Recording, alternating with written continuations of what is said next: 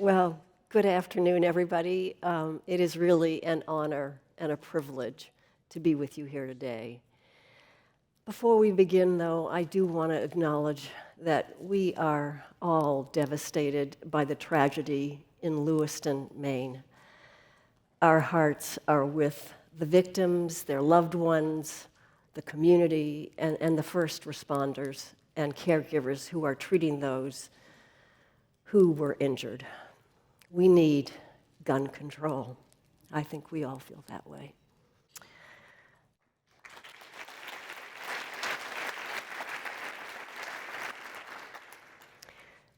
Well, so we're all part of a very special community, one that envisions a day when the world is free from the burden of cancer. This community has carried forward Dr. Sidney Farber's philosophy. Dr. Farber was a passionate pioneer. He was ahead of his time. He was relentless in his pursuit of cures. And he turned conventional medical wisdom on its head. And he was unfazed by the criticism of many other physicians for using toxic treatments in children with acute leukemia. And he insisted that, yes, these children may suffer from the toxicity, but 100% of them will die if we don't do something. And so he absolutely was innovative, and he said it's necessary to stop so many children from dying. So over 75 years later, we have incredible momentum to build upon in advancing key initiatives that promise to change the future of cancer care. The number of cancer survivors, and this is an interesting thing, in the US has grown from further than 5 million in 1980 to more than 18 million and counting today. But we can't be complacent because cancer trends do demand a new approach to care. 40% of all of us will develop cancer in our lifetime. 1 out of every 2 men, 1 out of every 3 women. And 20% of that number will die. And even more alarming is that the rate of cancer diagnosis in people who are under the age of 50 is increasing and has been increasing over the last decade. We are seeing more and more instances of seemingly healthy 30-year-olds who come to us with advanced cases of colorectal cancer. Dana-Farber is 100% committed to driving these numbers down through our research while also meeting the increased needs. In fact, in the past year alone, Dana-Farber served over 92,000 patients. That's an increase of 14%. So over the next few minutes, I just want to reflect on some milestones from the past year that I am most proud of, progress that, let me tell you, we could not have accomplished without all of you. You are phenomenal. You are our phenomenal community of supporters. And the Dana-Farber campaign is one of the largest and most important campaigns in cancer history. So this will set the stage for an unprecedented ensuing conversation with some of our executive leadership team to talk about where are we headed together and how are we going to collectively meet our ambitions, which are very large ambitions. In the past year, we have indeed passed some incredible historic milestones. A recent research study led by Dana-Farber's Chief Clinical Access and Equity Officer, Chris Lathan, demonstrated an incredible reduction in the time needed to diagnose cancer for medically underserved populations from 32 days to 12 days in a co-location partnership program that he funded.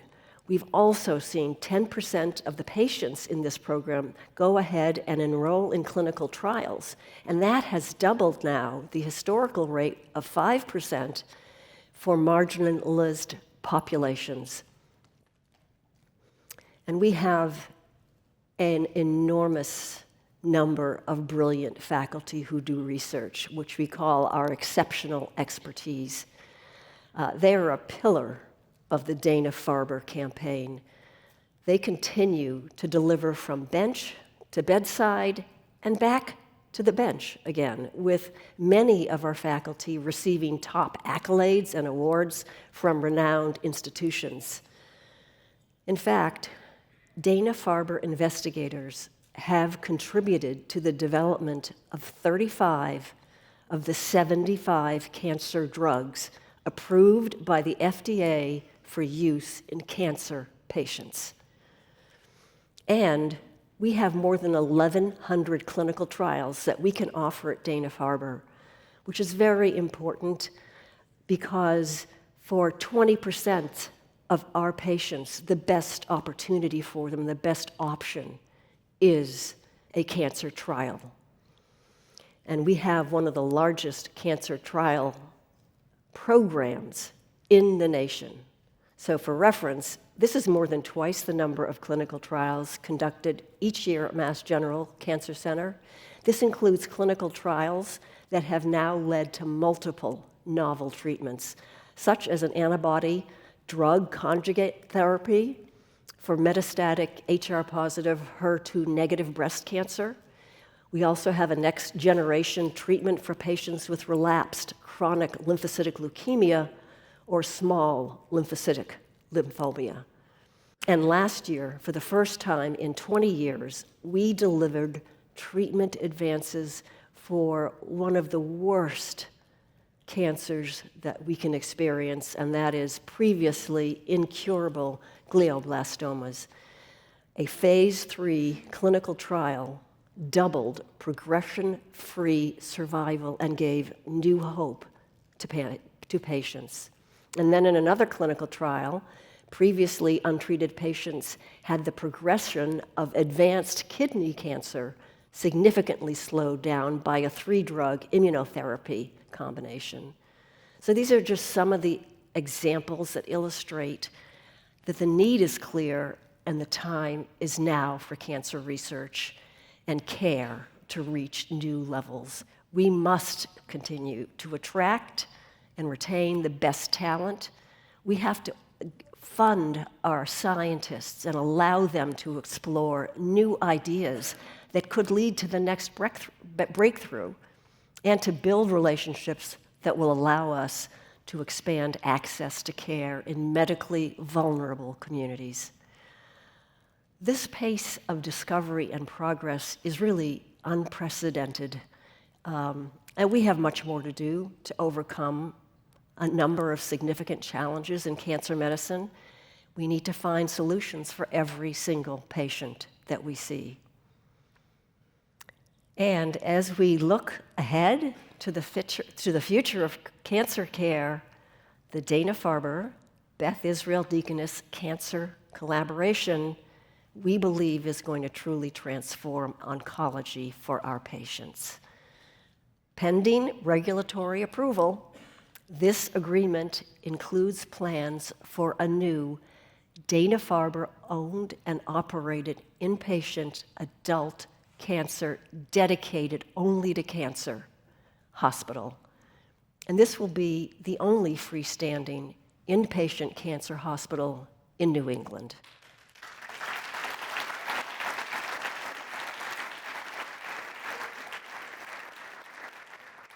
And you are going to hear more about this exciting new collaboration during the panel in just a few moments. As we convene together, and I'm so delighted to have all of you here, this is a moment of opportunity. It's a moment of urgency that the entire Institute is rallying behind. And because of that, it is fitting to have members of my executive leadership team, which is unparalleled from any executive leadership team, to join us now. for a conversation about our community and your impact. So let me invite Lisa, Bill, Goldie, and Melany.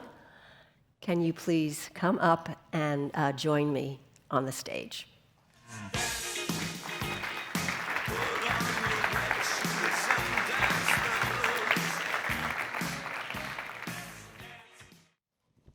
Okay, well, all of you, thank you so much for agreeing to do this and joining me in what is going to be a very important conversation. So, in the interest of time, I'm going to ask you just to share your name and role at Dana-Farber.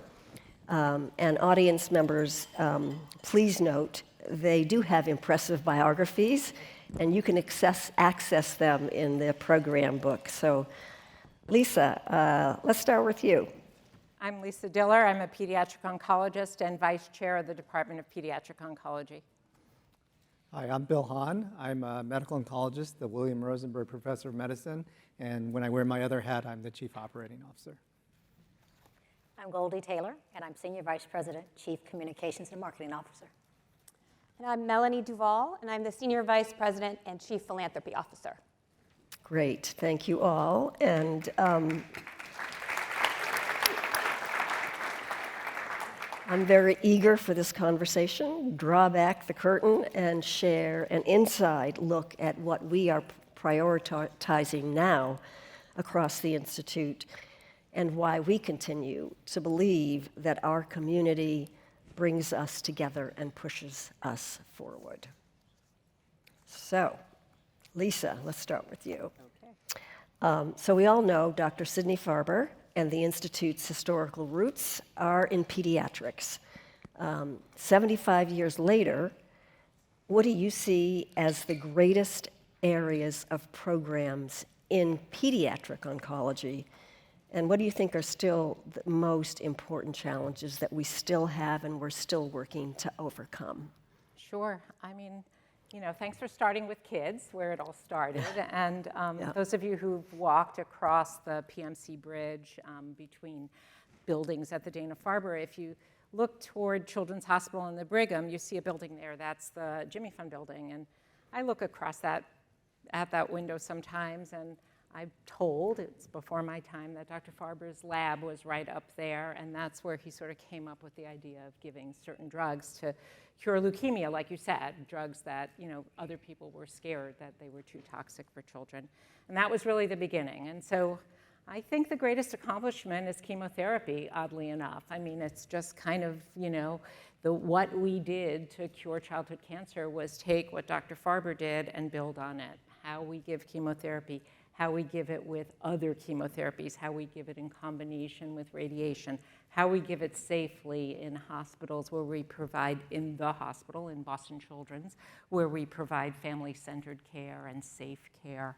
Learning how to do that over the decades has resulted in unbelievable cure rates in childhood cancer. You mentioned sort of the beginnings of childhood leukemia. I don't know how my predecessors did it. They went to the emergency room and they saw a child with leukemia and they said, there's nothing we can do.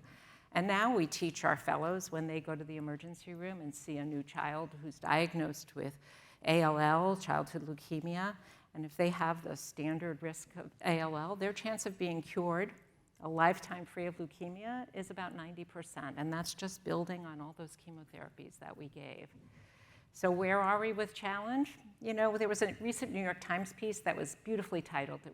It takes a lifetime to cure childhood cancer. Yes. So what we learned over the years is you can cure kids with cancer, but they're left with deficits. They don't return to the same life that they would have had. And that's our challenge now, and has been our challenge for some time. How do we get rid of some of the most toxic therapies? How do we reduce the need for radiation, which can be so harmful to children?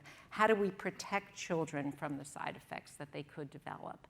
And how do we take care of our survivors like we do in the Perini clinic so that they approach the rest of their lives with the best quality of life possible? We've made tremendous inroads in terms of preserving fertility, protecting against heart disease, those sorts of things. And then the next step is going to be getting rid of chemotherapy. I don't know how, I don't know when, but that's my goal. One will be early detection and prevention. Somehow we're going to figure out who those kids are who are going to develop cancer and find it before it becomes life-threatening.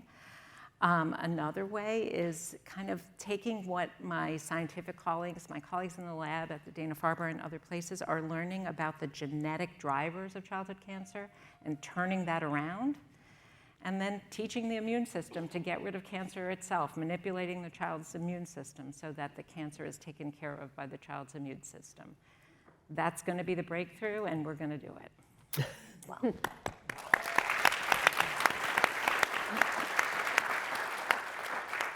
So that includes CAR T cells. Yes, for that's sure, right. CAR and T we cells, have- manipulating the immune system is CAR T cells. Yeah. And we have recruited several wonderful faculty that are focused on CAR T cells, and that's very important. Really excited about But, that. you know, we have to widen our reach to make sure that we're bringing all that's best for medically underserved kids. And you might want to say a word about some of the information and that Dr. Bona has identified when she looks at outcomes for children. You know, as we've gotten better and better at treating some of our cancers, if you then look at who are we not curing, what we find is that actually social determinants of health is the term, but basically poverty is one of the biggest risk factors for not surviving leukemia. Well, what do we do about that? You know, and that's what Dr. Bona is dedicated to figuring out. You know, one of the things I love about Dana-Farber is that we have a resource program for parents. They never have to go without heat in their homes, and they don't go homeless. But we need to be able to figure out how to provide that more globally, nationally, understand why it works or if it works, to change that factor as a risk factor for not surviving cancer. Okay, Bill, I'm going to ask you to talk about expanding Dana-Farber's reach and impact. Can you speak about the power and the advantages of collaboration and partnership in helping us achieve our vision of a world without cancer?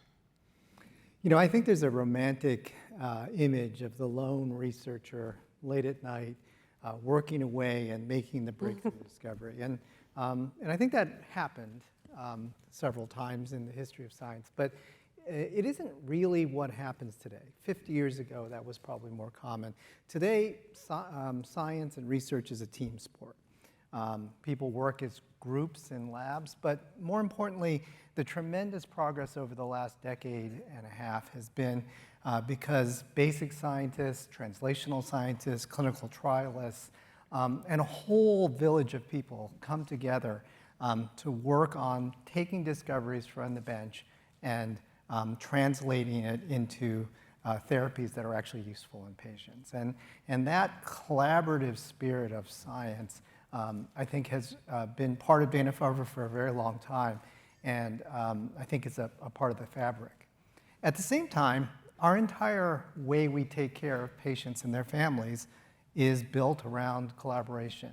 You have doctors who have very different expertise. You have nurses, navigators, clinical assistants, social workers, everyone working together to deliver multidisciplinary care. And it's almost impossible for us to think about how we would deliver care without that sort of collaboration. And it's quite a bit more complex from an operational point of view, as I've learned over the last few years, but it's absolutely the fabric of how we think about caring for patients.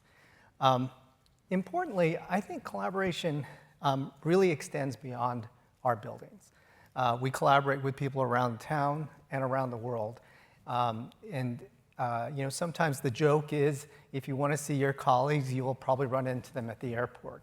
And the reason for that, and after COVID it's come back, the reason for that is that we are collaborating both nationally and internationally to push cancer science faster, but also to extend the impact of what we learn at Dana-Farber around the world. And it's a lot of traveling, but there's nothing that replaces those face-to-face interactions.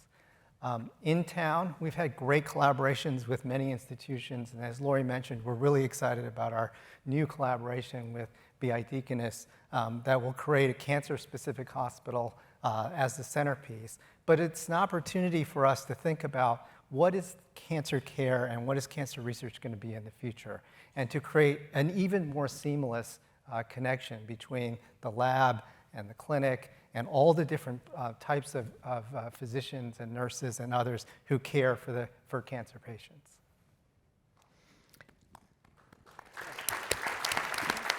So, I'm not done with you. You may or may not know that Bill Hahn is not only a great scientist, but we convinced him to be our COO a few years ago, and he's done a fantastic job. And in terms of all of the negotiations and discussions we had with Beth Israel Medical Center, Bill was really the leader of that. So I want you to talk a little bit more about this new collaboration.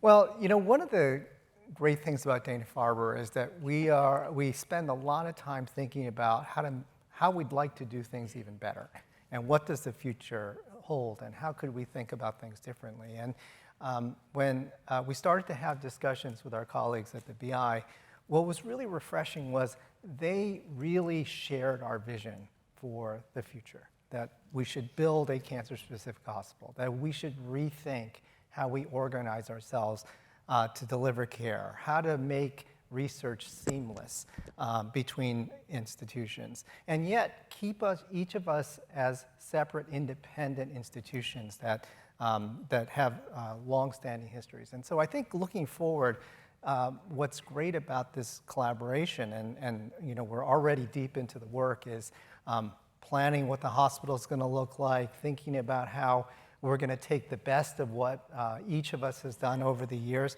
but also think about how do we change the way we traditionally organize ourselves so that the spectrum of what we do is covered from soup to nuts, but also how do we make it so that the care of patients is seamless? How do we have cardiologists and medical oncologists and surgeons and radiation oncologists working in a seamless way in the care of patients? And some of that will be uncomfortable. Change is always hard. But I think you don't get many opportunities to rebuild something or create something that is your vision for what the future is. And so I think this, ultimately, this collaboration will take us a long time to build, but it'll set us up for the next 75 years. That's right.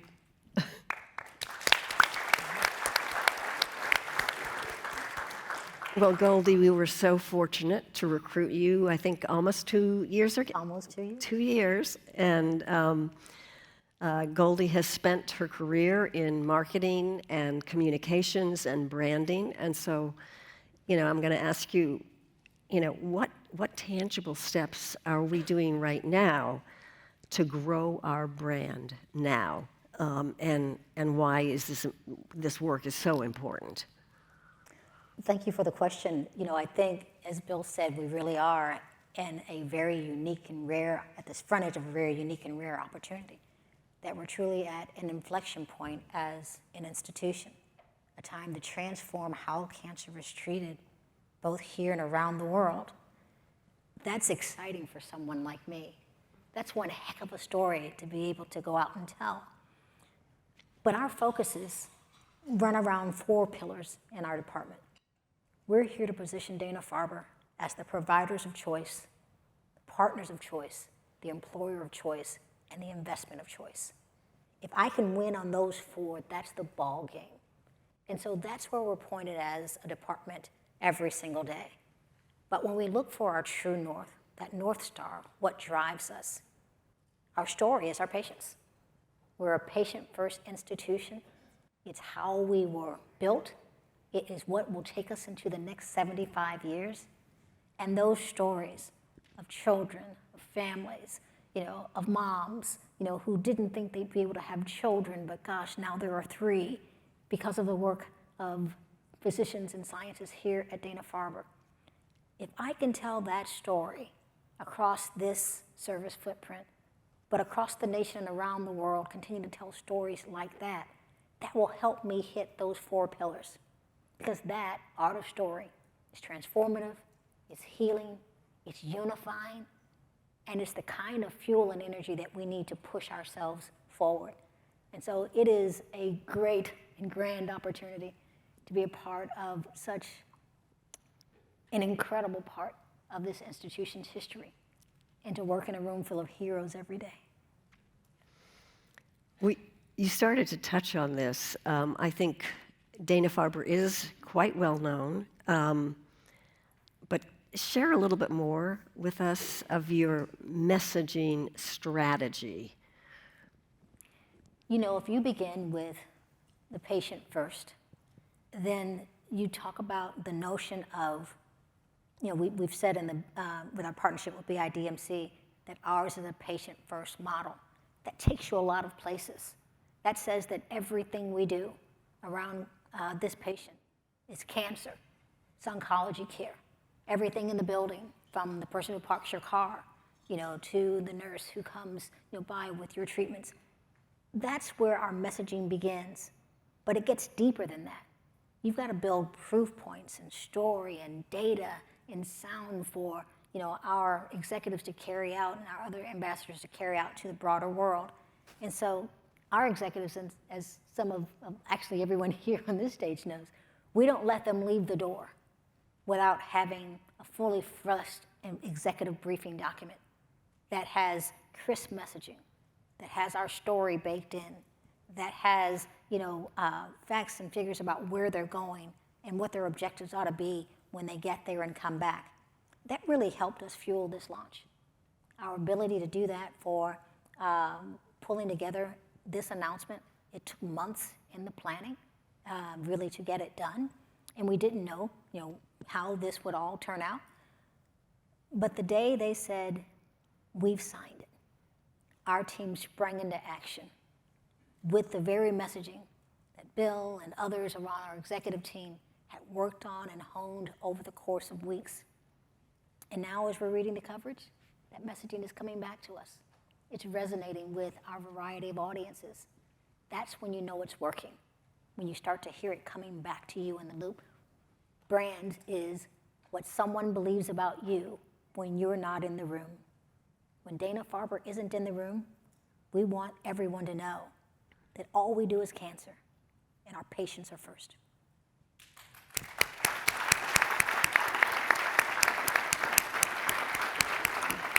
Thank you, Goldie. So Melany, Steve discussed earlier, I mean, this year marks our 75th anniversary of the Jimmy Fund, which, thanks to our incredible philanthropic community that continues to push ahead discovery for our researchers and, you know, spark discovery for all of our patients everywhere. And now, again, we were lucky to get you, to recruit you. It's been 5 years, I think. Coming up. So we're now in year 7 of the Dana-Farber campaign. What do you think makes our philanthropic community so special? And how do you see this community continuing to grow over the next 75 years?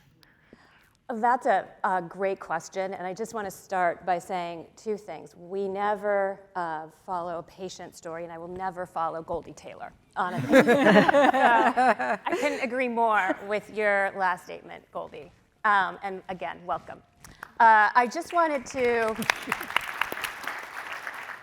you know, I've been in this, I used to be the youngest one in the room, and now I'm not. I've been in this profession for almost, actually over 3 decades, which seems like a long time to me, and I love it. Every day, it's a wonderful, wonderful opportunity to come to work and, you know, either in virtual work or at Dana-Farber and be surrounded by such an incredible community of supporters. And one of the things that is so unique about Dana-Farber is that Dana-Farber and the spirit and culture of philanthropy started between Sidney Farber and Mary Lasker have grown up and out together. And so there is no daylight between this incredible organization that is Dana-Farber and the culture of philanthropy and this incredible spirit of support that is Dana-Farber. The Dana-Farber community is like nothing else that I've ever seen in any of my professional experiences.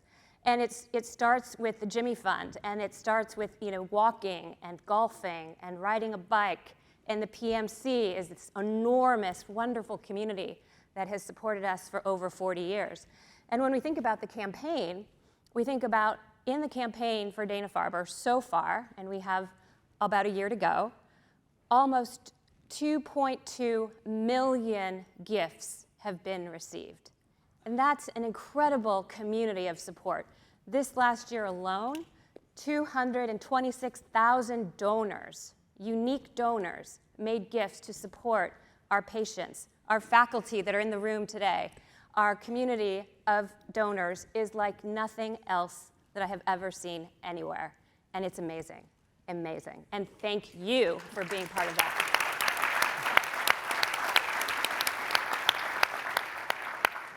So to finish the second part of your question, where do I see the Dana-Farber community going in the next 75 years? I like to think like Goldie, that we have a story to tell, that we have opportunities for people to engage at every level, in every way, locally, regionally, around the world.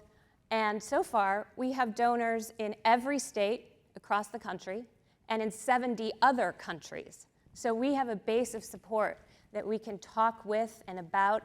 And in my mind, and I think this is something that's shared in the comments that you heard today, research has no boundaries. Research and care that is being done in collaboration with colleagues does not contain us to New England, does not contain us to Boston.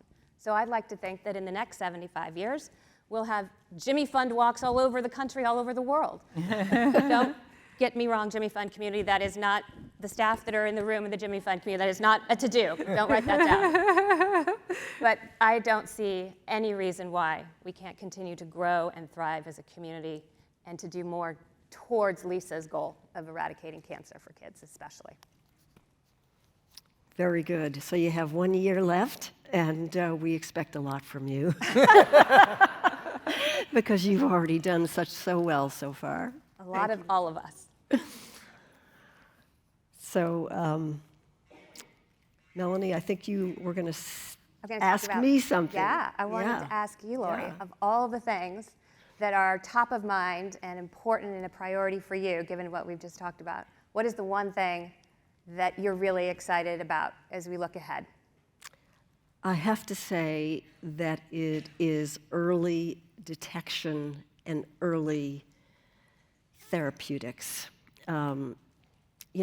About a third of our patients come to us with stage 1 cancer, and we can pretty much cure all those patients.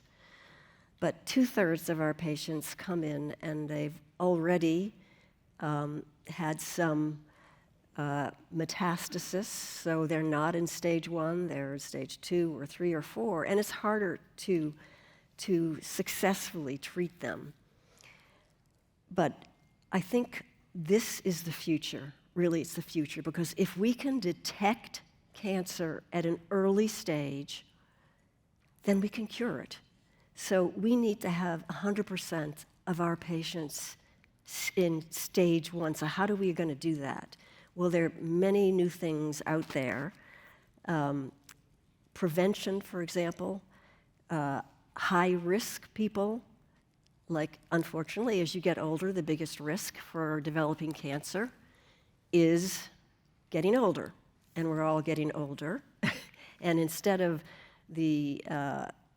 doesn't look like this anymore, with a lot of young people in the bottom, and then our senior people, including me, up here. Now it looks like this, right? So we have had a major increase in people who live longer, which is great, but it does increase risk. And patients who've already had one cancer are very susceptible to getting a second cancer. So and people who have lifestyles that are not ideal, smokers, obesity, etc., also at high risk. So we have to identify high-risk individuals and follow them very, very closely. And so to do that, we have launched 5 different centers. I'll give you an example of one of them, and that is the young adult onset of colorectal cancer, which is headed by Jeff Meyerhard and Kimi Yang. Because, as I said earlier, it's just incredible that we are seeing these young, healthy-looking young men and women who come to us, and they come to us after they've already metastasized, because nobody thinks that somebody who's 30 years old is going to get colorectal cancer.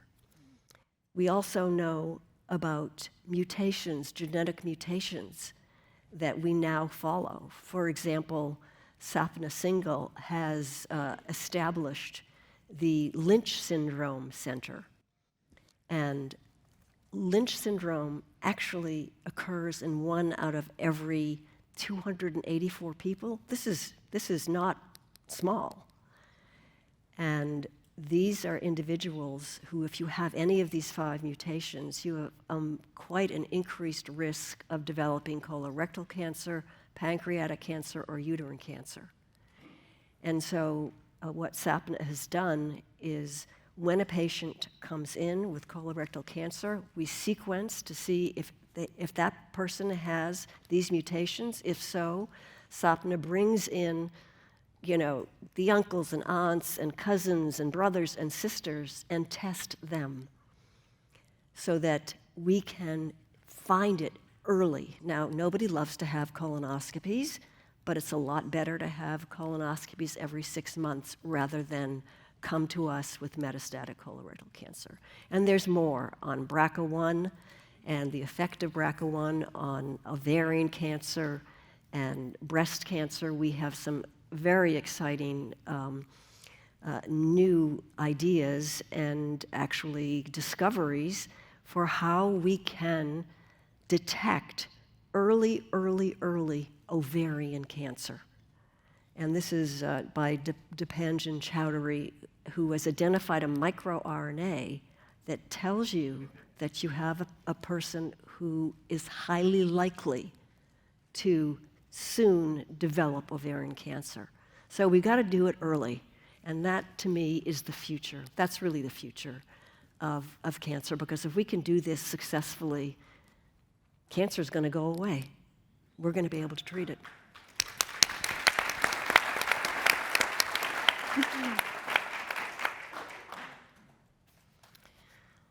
Okay.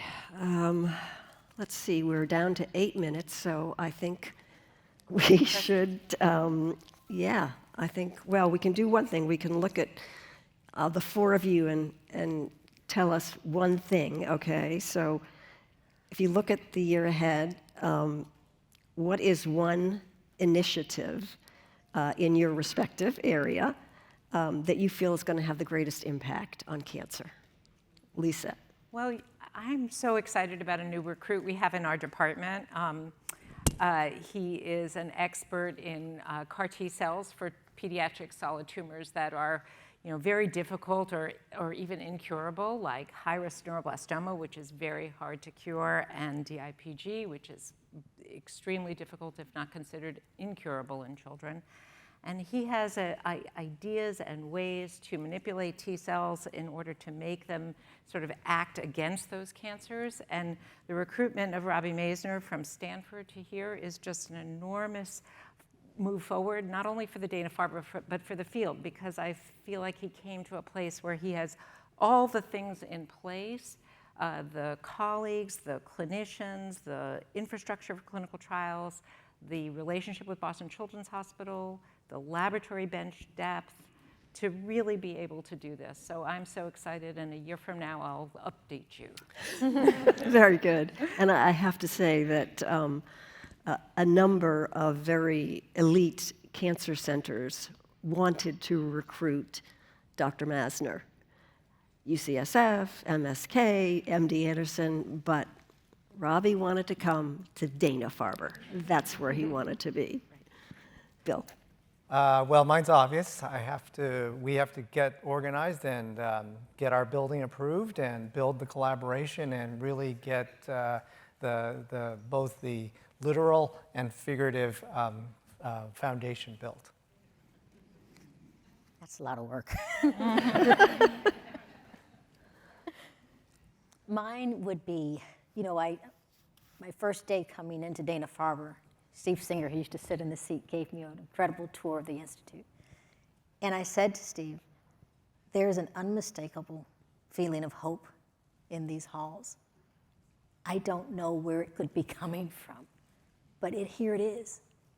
And I said, it seems to me that people come here to Boston, to Dana-Farber, because they know if there's an answer, that answer is here at Dana-Farber. I want that to be true for the people who live around the world as much as I want it to be true for the people who live a stone's throw away. The life expectancy between people living in Dorchester and people living in Beacon Hill is astoundingly large. I want to spend the next year, and they're here in the room. Magnolia Contreras is here, Ian Matthew Clayton is here, Chris Latham is here, and others. I want to spend the next year figuring out, because it isn't the science, it isn't the clinical care, it's early intervention. It's letting people know what to look out for. It's getting them connected with their primary care physician, the number one indicator of late-stage intervention of cancer is lack of access to a primary care physician. And so our job is to get the word out. And so I'm going to give them the resources that they're going to need to tell that story. That's my next year.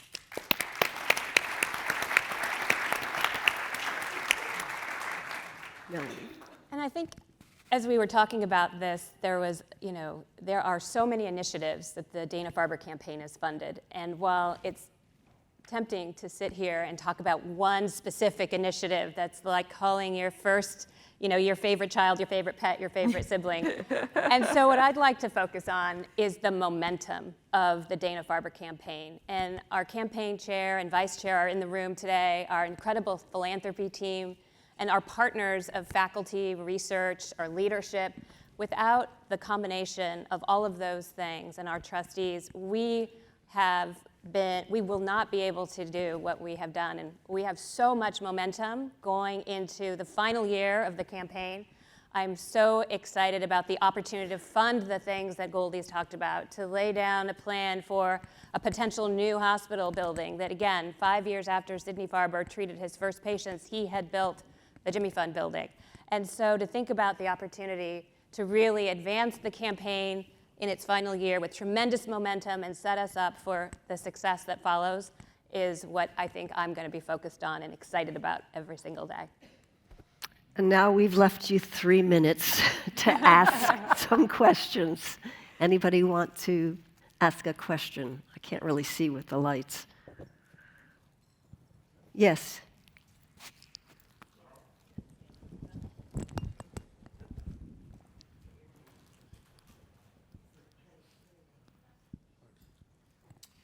Bob. Laurie, over many years, you have talked about the importance of unrestricted funds. And buildings are important, elevators are, cafeterias, research is. And I'd like you to explain why it is so important to have unrestricted funds for progress and quick progress, and what you do with them. Sure.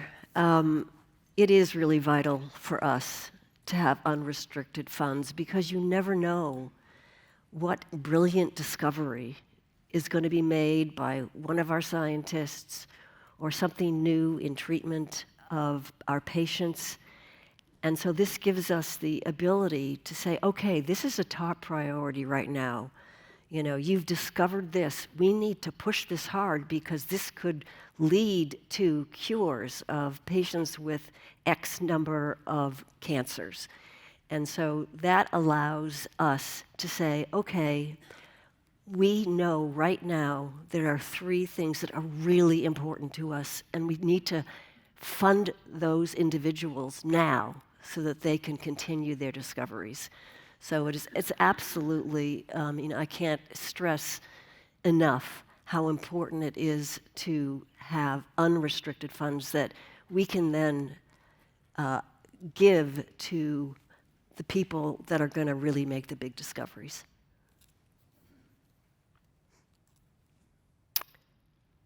Okay, anybody else?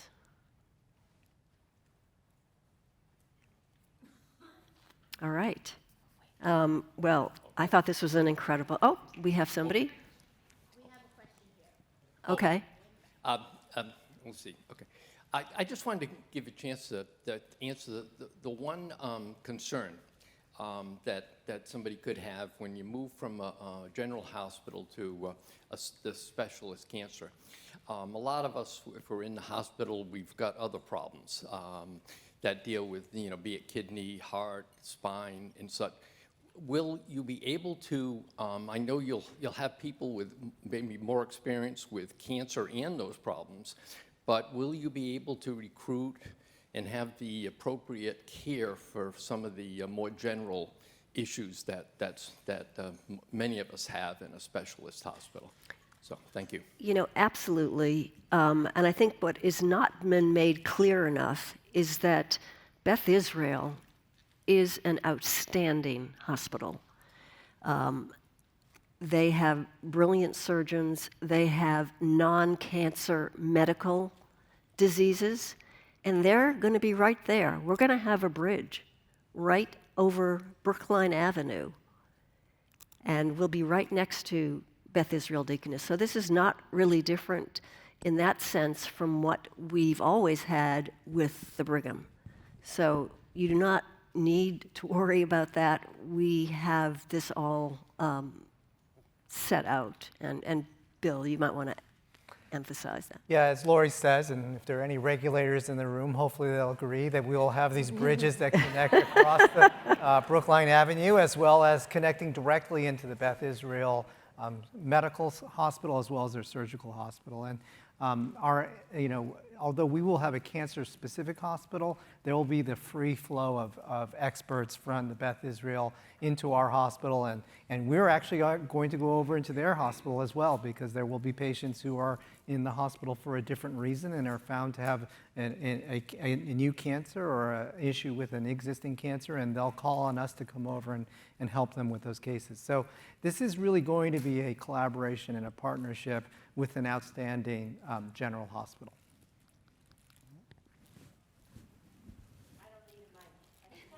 Okay.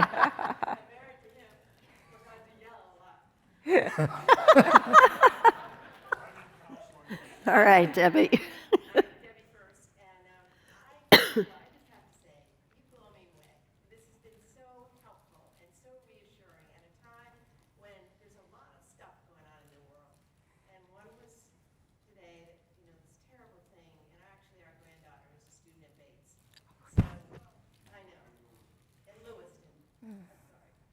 And also, we still have this terrible problem in a part of the world that a lot of us worry a lot about, which is Israel and the Palestinian state. So it's wonderful to have community and come together and talk about something very positive, which is the future for Dana-Farber. Having said that, I will sort of end with a question. We get a lot of calls, I'm sure a lot of people here in this room do, and I think the answer to your question about who is going to take care of the other parts of our medical needs if we have cancer and you're in Dana-Farber's incredible new facility, our own hospital, doesn't it, can you answer? Because people also, all they want to know is they have a doctor, and that doctor's at the Brigham, and they want to feel clear about, can that doctor still be their doctor? And I think the answer is yes, but I think I would love for you to confirm. Our patients can choose whatever hospital they want to be part of. It's fine. This is all about our patients. That's what it is about. They come first. And our patients select physicians, surgeons, et cetera, that they feel most comfortable with. And that's just fine. That's just fine. And you may want to. You know, I talked to someone recently, and they had cancer, and they have physicians at Dana-Farber, physicians at the Brigham, and they were thinking through. They told me about their thought process. They were initially a little bit anxious about it, but then they thought about it, and they said, you know, my endocrinologist is at the Beth Israel, my OBGYN is at this hospital, and it's all worked out over the time, and it really isn't a problem. And I can tell you as a physician, and all the physicians in the room can tell you, that we are working with physicians all over the state and all over the country to care for patients. And it really doesn't matter who their doctors are. We'll work with them, we'll communicate with them. And I think over time, people will see the relations they have with physicians will continue to be those relationships. And then we'll have new relationships with other physicians who come into our orbit. And so, you know, I think this is how we practice medicine, and it's how we've always practiced oncology. And so I don't think patients will see a difference in how their care is delivered. I mean, we are so lucky in Boston to have several top-notch academic medical centers, whether it's MGH, the Brigham, Beth Israel, Deaconess, Boston Children's. There's nothing like it anywhere else in the world than what we have, and we should be grateful for that.